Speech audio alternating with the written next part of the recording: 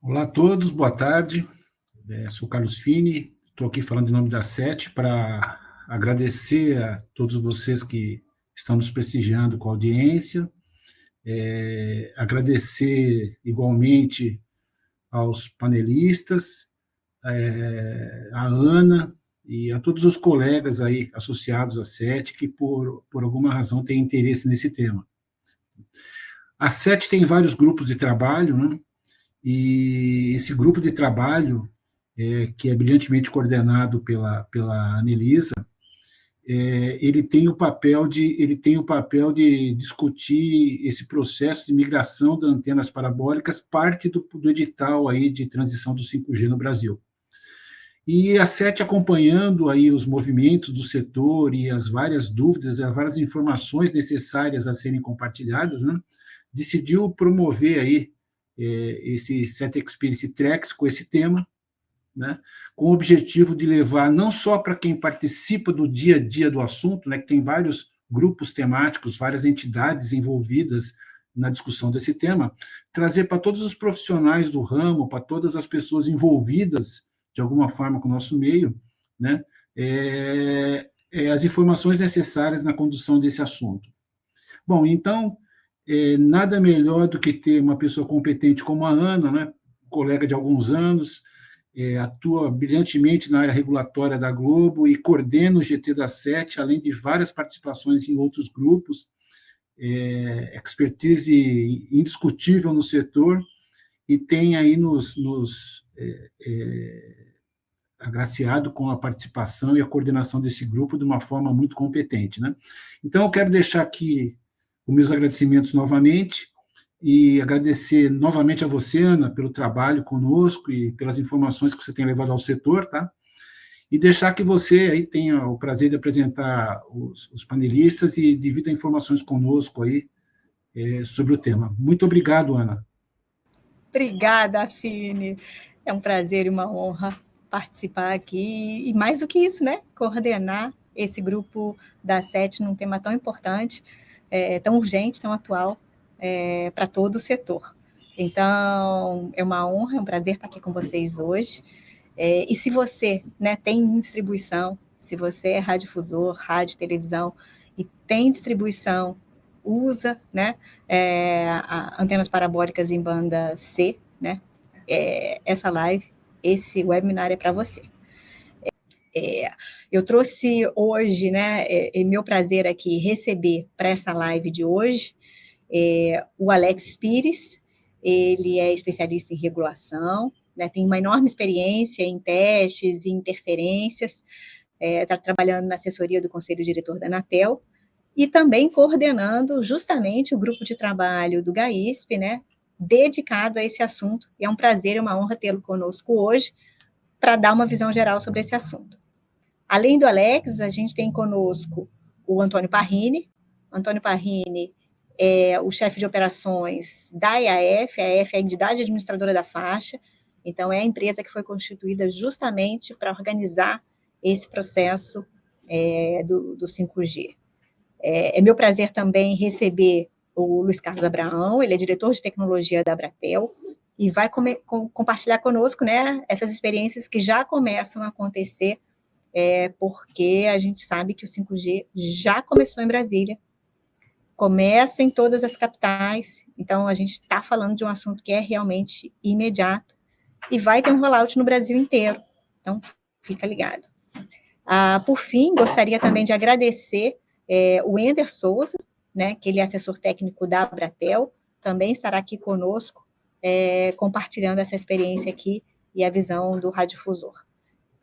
Eu agradeço, em nome da SET, né, a presença de todos os palestrantes, e vamos ouvir aqui, em primeiro lugar, o Alex, né, da Anatel, justamente dando um primeiro olhar do regulador, né, para todo esse processo.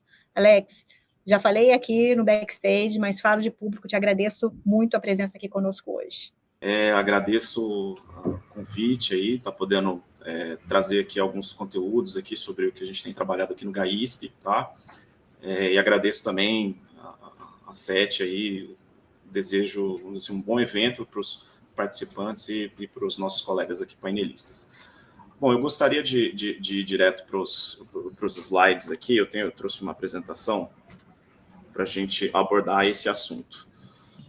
Bom, então, a Anelisa já me apresentou, né? Eu trabalho aqui no gabinete do conselheiro Moisés Moreira, que é o presidente do GAISP, então, e também coordeno um dos grupos técnicos dentro do GAISP, conforme eu vou detalhar um pouco mais aqui nessa apresentação. Relacionado aqui às competências e projetos do GAISP, tá? Esse grupo, ele foi criado pelo edital de licitação, tá? O edital do 5G, ele é presidido pela Anatel. Nele participam diversos representantes, tem um representante do Ministério das Comunicações, representantes das vencedoras dos lotes nacionais e regionais da faixa de 3,5, dos radiodifusores e das exploradoras de satélites afetadas. A principal atribuição do GAISP é justamente disciplinar e fiscalizar a aplicação dos recursos e também estabelecer diretrizes para a operação da EAF, né? Uma das principais atribuições de interesse, né, da maioria dos envolvidos aqui nesse processo é justamente a possibilidade de antecipação do uso da faixa de 3,5 GHz, então permitindo aí o acesso ao 5G por toda a população.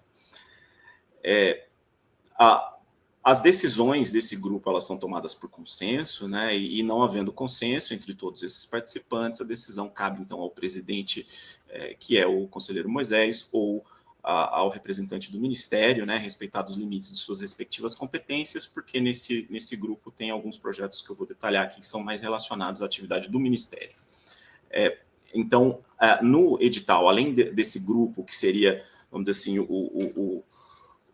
se você pensar no corpo humano, seria o cérebro ali dando as orientações e definindo o que deve ser feito, né? Você tem a EAF, que é o braço, né? A entidade encarregada, então, de operacionalizar todos esses projetos e também gerir os 6,3 bilhões de reais que foram aportados, então, pelas vencedoras dos lotes nacionais para a consecução desses projetos. Quais são esses projetos? São 4, tá? No edital eles foram agrupados aqui em 3 para fins de valor de aporte, mas são 4, um deles é a migração da TV Real para a banda KU, corresponde a 57% desse valor, é o maior projeto, tá?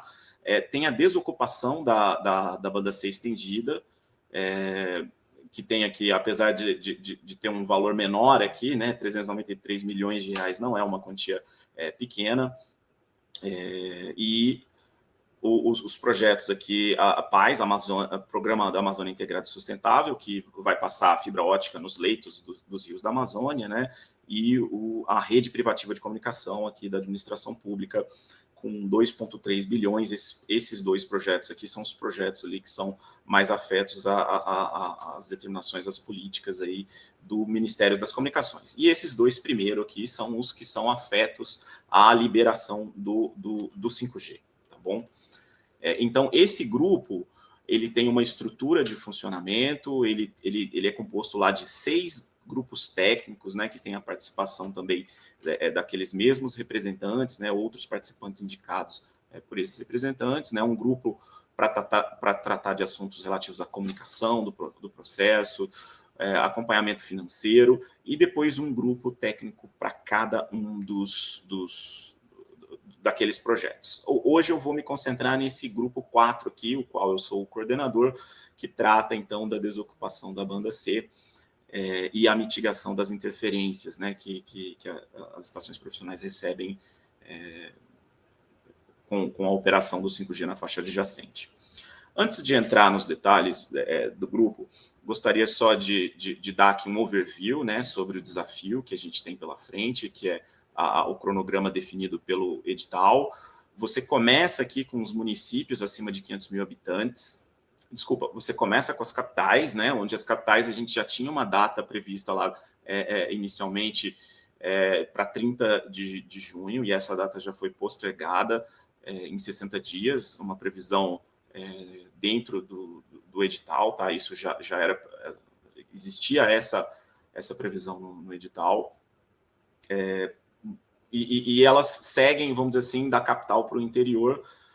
Então, na primeira fase aqui nesse gráfico dá para ver, temos as 27 capitais, depois, no dia 1º de janeiro de 2023, vamos liberar mais 26 municípios, que são os municípios acima de 500 mil habitantes. Depois, nós teremos todos os municípios acima de 200 mil habitantes e mais 25% dos municípios abaixo de 30 mil. Então, se você observar os municípios abaixo de 30 mil habitantes no Brasil, são 4.396. E aí eles são divididos aqui em 4 fases, né? Começa 25% deles aqui, depois mais 25, depois mais 25, depois conclui. Então, dá 1.099 municípios aqui abaixo de 30 mil habitantes, além desses municípios de 200 mil. Depois inclui os acima de 100 mil, mais outros 1.099 municípios. Então, de forma que a gente começa a liberar o 5G a partir de 30 de junho do ano que vem, em diversos municípios, né? E aqui nessa linha, você tem aqui do lado direito aqui a população que vai ser afetada, né, por essa liberação. Só que para que eu libere isso, eu tenho 2 condições, né? Então, eu preciso, nessas datas aqui, ter essas 2 condições atendidas, que é a desocupação e a mitigação de todas as estações satelitais aí. Então, referindo aqui apenas às estações profissionais, né? São as estações aí dos radiodifusores, tipicamente aqui o pessoal que está participando aqui dessa live, né? E também a migração da TVRO, ou seja, a parabólica de uso doméstico, com a campanha iniciada e com a distribuição também de kits ali apta a iniciar naquele município. Então, essas são as condições. A gente já percebeu pelo processo que iniciar a migração não é vamos dizer assim, é um desafio logístico muito grande, né? Mas onde pega mesmo aqui, principalmente nessas primeiras fases, onde a gente teve um início da IAF, né? Um prazo exíguo aí para botar a IAF de pé e começar as atividades, de fato aqui na desocupação e na mitigação que essas atividades precisam ser feitas antes da ativação do 5G. Bom, então eu gostaria de detalhar um pouco mais a respeito, então, do que consiste essa atividade de desocupação. No edital, ela é separada, essa atividade ela é composta, digamos assim, em 2 subatividades. Tá? O que a Anatel pretendia, né, inicialmente, era disponibilizar mais espectro para o 5G, para aumentar a competição, aumentar o número de players, enfim, melhorar o serviço móvel no 5G. E para isso, você ia ter que desocupar aqui essa porção aqui de 75 MHz, né, a faixa da banda C estendida de 3625 a 3700. Caso contrário, você teria aqui uma interferência aqui co-canal, né, você tem a sobreposição dessas faixas de frequência. Então, a primeira etapa desse processo é eu pegar todas as estações que operam nessa faixa aqui de 3625 a 3700 e colocá-las, então, de 3700 a 4200. Aqui falando das frequências de recepção, né, que são pareadas aqui com as frequências ali de transmissão no uplink, lá acima de 5850. Então, só que esse não é o único, a única coisa que você tem a fazer, porque essas estações aqui de recepção, elas tipicamente operavam de 3625 a 4200, então elas tinham um filtro que estavam ali cortando em 3625. Então, o que acontece? Eu tenho que trocar todos esses filtros, né, para uma frequência acima, de tal forma que corte, então, esse sinal do 5G e eu possa operar normalmente aqui na banda C de 3700 a 4200. Então, essa é exatamente a atividade de mitigação prevista no edital. Então, note que é uma em decorrência da outra, né? Não adianta só fazer a desocupação, o edital também, assim, cuidou, né, dos interesses aí dos usuários do serviço fixo por satélite, dentre eles a radiodifusão, no sentido de prover, então, a substituição desse filtro que vai ser feito pela IAF, né, com aquele orçamento que a gente comentou no início, lá de 393 milhões, para essas 2 atividades. Lembrando que essa atividade aqui de mitigação, ela não se encerra quando você substitui esses filtros, né? Você tem que acompanhar isso depois que entra o 5G, e essa atividade vai até, então, 31 de dezembro de 2026. Então, a gente tem um longo período aí que vai acompanhar aquele cronograma de ativação em cada município, que eu mostrei anteriormente. Indo para o próximo slide aqui, alguns pontos importantes da regulamentação a respeito dessa convivência entre o 5G aqui, que é o IMT, né, o International Mobile Telecommunications, e o serviço fixo para o satélite, aqui também na sigla em inglês. Uma coisa importantíssima é a gente vamos assim, notar que o cadastramento das estações, por mais que sejam estações de recepção, ele é um requisito para que essas estações sejam protegidas contra interferência prejudicial. Então, eu não posso aqui, vamos dizer assim, utilizar esse orçamento, ele não foi previsto para ser utilizado por outras estações em que a gente não tem conhecimento, em que a gente não tenha considerado elas anteriormente. Então, é uma questão muito importante aqui, essa necessidade de você cadastrar e manter esse cadastro atualizado, tá? Para a gente poder visualizar essa estação e ela ser, então, contemplada aqui nesse processo do GAISP. Uma outra questão muito importante é o uso obrigatório de filtros de recepção no FSS. A gente sabe que a maioria das estações aí, ou especula-se, né, que grande parte das estações não teriam filtro, tá? Então, nesse caso, os filtros vão ser colocados, né?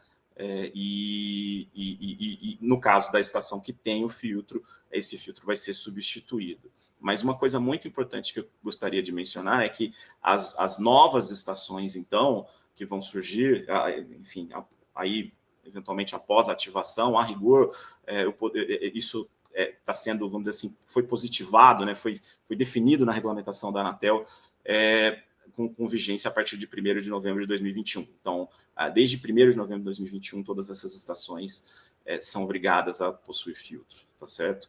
E os requisitos, então, de convivência nessa situação aqui, né, do 5G operando próximo à faixa do serviço fixo por satélite na banda C, estão previstas aqui nesse ato, tá certo? O ato 9426, que pode ser acessado pela página da Anatel.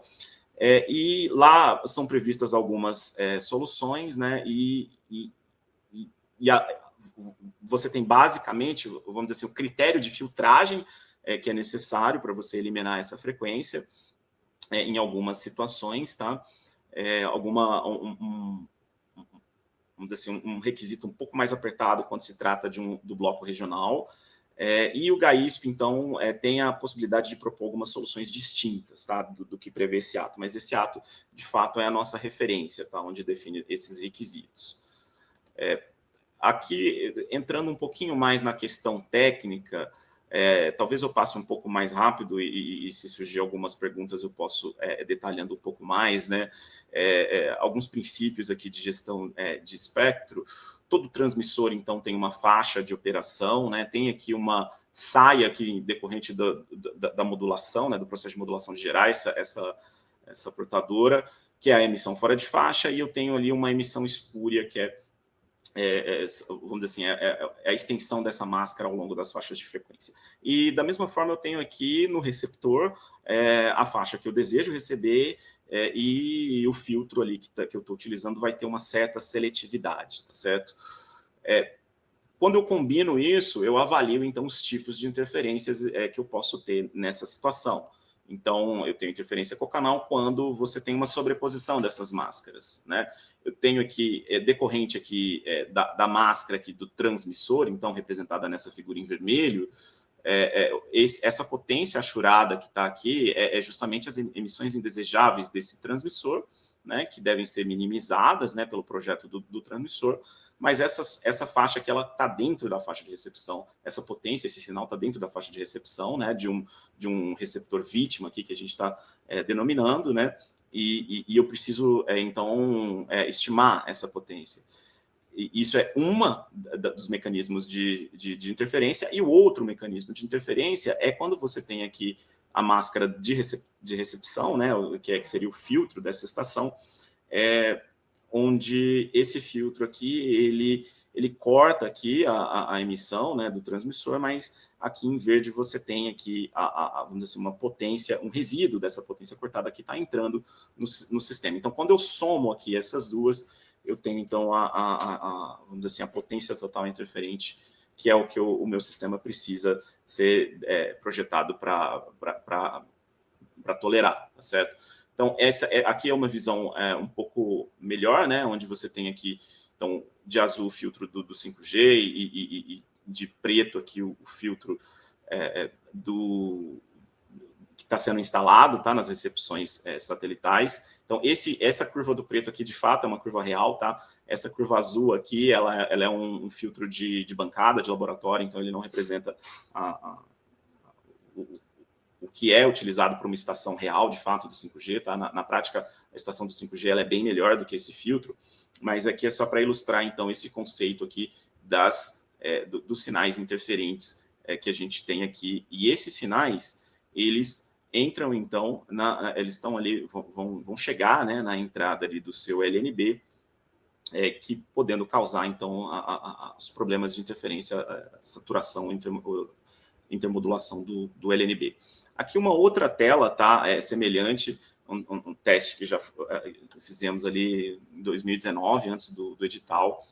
Aqui você vê aqui uma portadora 5G, né, aqui era para ter aqui uma portadora quadrada aqui, operando aqui de 3.600 a 3.700, só que você vê aqui o sinal dela cortado, né, essa daqui é justamente a curva de um filtro muito conhecido do mercado, que tem ali frequência de corte em 3.750, então estaria por aqui, tá? Então esse filtro aqui tem a faixa de passagem daqui para cá, acima de 3.750. E você vê também aqui um resíduo, né, que fica dentro da faixa de passagem dessa estação, que nesse caso, essa estação do SMP estava operando lá nas condições de testes até 3.8, o que não vai ocorrer, né, agora, na situação real de uso. E aqui, aquele efeito que eu mostrei para vocês, né, aquela saia que é a emissão fora de faixa do 5G. Então, é esse sinal aqui que a gente está interessado em avaliar. Então, notem que a potência aqui interferente, né, que eu controlo ela com o meu sistema de recepção, ela é muito maior do que a potência aqui que estaria abaixo aqui, tá, dessa saia. Então, é onde a gente resolve a maior parte dos problemas, que é utilizando filtros e LNBs adequados aqui para essa recepção. Né? Aí, entrando aqui um pouco mais, né, no detalhe do que a gente estudou no grupo, né? Então, eu tenho aqui a ação ou no filtro ou no LNB. Então, o que a gente avaliou foi a utilização de filtros, por exemplo, com mais abruptos, né, com uma queda um pouco mais abrupta, onde você ganha, então, a área abaixo aqui dessa curva, entre a curva laranja e a curva azul, que é menos sinal interferente na entrada, né, do seu LNB. E também a utilização de LNBs mais robustos, né, que são LNBs que tipicamente tem ali algum filtro que proteja as cadeias ali depois do primeiro estágio de amplificação, né, as cadeias de oscilador local e demais estágios de amplificação, como sendo também um elemento que auxilia a aumentar a robustez, né, o limiar de saturação aqui do sinal na entrada desse equipamento. Eu tenho aqui alguns dados, esses dados já sofreram alguma alteração, tá? Que eu tenho os dados aqui para mostrar para vocês referente a abril, tá, desse ano, mas os números eles alteraram, mas não muito, tá? Então a ordem de grandeza ainda é essa, né? Então eu tenho um total de 14 mil estações, tá?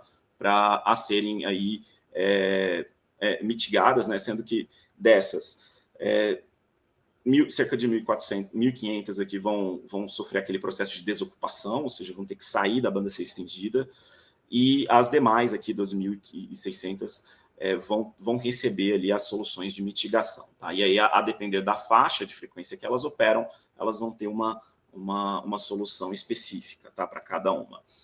Eu queria só chamar a atenção, então, sobre a campanha de cadastramento que foi feita no passado. Tá? O edital ele foi aprovado pela Anatel em fevereiro de 2021 e deu um prazo até abril, ali, o final de abril de 2021, para cadastramento. Tá? Então, notem que esse edital ele já estava em discussão desde ali de 2020 e tal, e muito fluxo de cadastro ocorreu até um pico aqui próximo ao fim do prazo, tá? Então, diversas entidades já fizeram isso aqui. Lembrando que caso a sua estação não esteja ainda cadastrada, é importante que faça o mais rapidamente possível. Eu coloquei aqui um timer de 20 minutos, Ana, eu vou acelerar aqui para a gente não prejudicar as demais apresentações. Então, eu estou aqui no meu penúltimo slide, eu vou abordar aqui agora quais são as decisões que o GAISP já tomou para a mitigação de interferência, então, nas capitais. Tá? Nesse processo, a gente, vamos dizer assim, um processo muito complicado, que a gente precisa de muito aprendizado, então a gente tomou, vamos dizer assim, essa opção, né, esse caminho de fazer passo a passo. Então, a gente tem uma decisão que serve para as capitais e o que a gente quer é validar essa decisão para estender ela para os demais municípios ou, então, ajustar ela da melhor forma que for, vamos dizer assim, a compatibilizar, né, a quantidade de recursos e a melhor solução de interferência, de proteção, né, contra essa interferência. Então, em relação à solução em si que está sendo adotada, né, existe um critério de elegibilidade que foi definido com 60 dias de antecedência, então, aquela data de liberação prevista no edital, que atualmente é 29 de agosto, para as capitais, então, a data de corte foi definida para o dia 30/6, significa que todas as novas estações que vierem a existir depois do dia 30/6, elas não vão ser contempladas pelo processo de instalação de filtros da EAF. Tá? Você tem a obrigação de instalar o filtro na sua estação, arcando com isso, arcando com esse custo, como é de se esperar. Mas a gente tem aqui um processo também, uma espécie de repescagem, né? Caso você não tenha ali cadastrado a sua estação em tempo e faça esse cadastro antes da liberação do 5G, você, vamos dizer assim, a EAF ainda vai te atender, né, desde que seja demonstrado que a sua estação existia antes dessa data aqui, do dia 30, da data de corte, tá bom? Além disso, uma questão muito importante é que algumas estações de grande porte, elas fogem dessas soluções que eu vou colocar aqui para vocês, então elas precisam de ter uma solução específica, e isso tem que ser levado em consideração, a EAF está levando isso em consideração. E a solução aqui que a gente vai definir, basicamente, são as soluções que estão lá no ato 9426, né, que consiste na instalação de filtros, e a EAF tem a liberdade de colocar os filtros ou uma solução equivalente ou melhor, tá certo? Que em alguns casos é necessário a utilização de LNBs. Então, nessas faixas aqui mais próximas, né, da faixa do 5G, 3700, 3720, 3720, 3800, a gente já observa a necessidade de instalação dos LNBs, e nessa faixa acima de 3800, a gente ainda está concluindo uma análise para avaliar essa necessidade, tá bom? E também, aqueles pontos eram referentes às atividades que são feitas antes da ativação do 5G, que consiste essencialmente na instalação desses filtros, e LNBs, e existe também um procedimento para reclamação de interferência. Então, caso você sofra interferência na sua recepção satelital, você vai ter o contato da EAF para fazer essa reclamação, tá? Toda reclamação tem que ser direcionada à EAF, nesse caso, as reclamações que eventualmente forem encaminhadas à Anatel, a Anatel vai repassar a EAF, porque existe essa atribuição definida pelo edital. E é importante ressaltar aqui que vai caber à EAF a identificar essa fonte interferente, que na maior parte das vezes vai ser uma operadora do 5G, né? E que o interferido vai participar na eventual solução, né, envolvendo ali a sua estação. Então, caso a estação atenda os requisitos, né, ou seja, possua todos os filtros que eventualmente já teriam sido instalados pela EAF, ela vai ali avaliar a necessidade de instalar um LNB ou alguma outra solução ali de baixo custo, colocar uma proteção, uma gaiola de Faraday, um radome, algo nesse sentido, tá? Então, é isso, Ana, que eu gostaria de colocar aqui, e fico à disposição aí para as dúvidas que surgirem. Obrigado. Muito obrigada. A gente te agradece, Alex, realmente muito ilustrativa, muito elucidativa, muitas informações. Obrigada aqui por compartilhar com a SET.